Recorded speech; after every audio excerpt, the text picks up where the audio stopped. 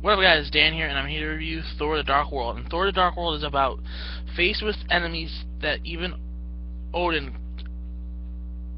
and Asgard cannot withstand. Thor must embrace his most precious and personal journey yet, and this will be reunited with him with Jane, forcing him to force him to sacrifice everything to save us all. And Thor the Dark World is starring Chris Hemsworth, Natalie Portman, Tom Hiddleston, Anthony Hopkins, Christopher, Jamie Alexander, Zach Levi, Ray Stevenson, Rene Russo, and much more. Now, what I thought about this movie, I really liked this movie a lot. It was really good, and the director was actually, how do you pronounce it, Alan Tyler, I think is how you pronounce his name, and he directed some Game of Thrones episodes, which I think is awesome. It's me being a big fan of Game of Thrones, and he did a very well direct this movie, made the world really cool looking. I loved how he made it look just really in a beautiful world.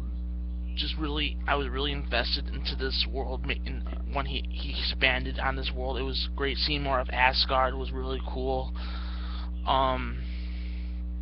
It was just really cool and great. Now the acting, Chris Hemsworth fits in this character so well. He's so comfortable into this character, you can't even tell it's Chris Hemsworth. He's Thor.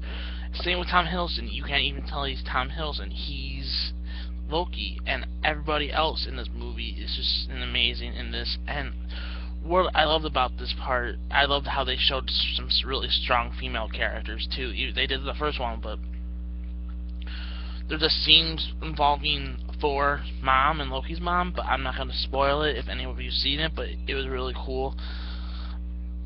And it was just really cool to see her. And Kat Denning, she doesn't really bother me in the movie. She was pretty funny in this, but she doesn't really bother me in the first or this movie. But Natalie Portman was really great too, and I'm trying to think who played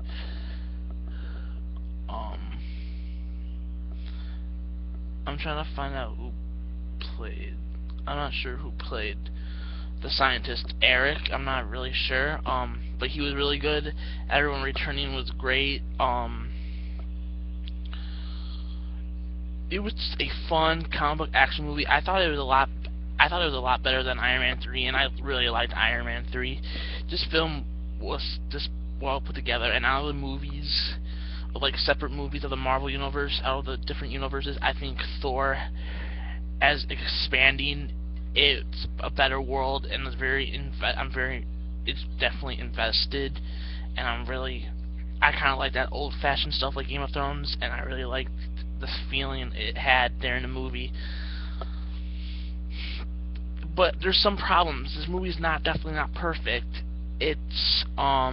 It's very slow in the beginning. It's very, very draggy in the beginning, and I felt it just went very slow for me, and it took a while for me to get into it.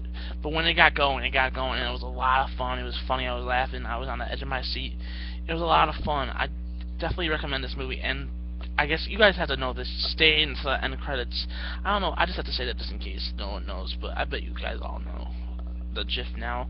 So yeah, I give Thor: The Dark World an 8 out of 10. Yeah, that's my review. I'll be back next week with my review of Hunger Games: Catching Fire, which I'm really anticipating. So catch you guys later.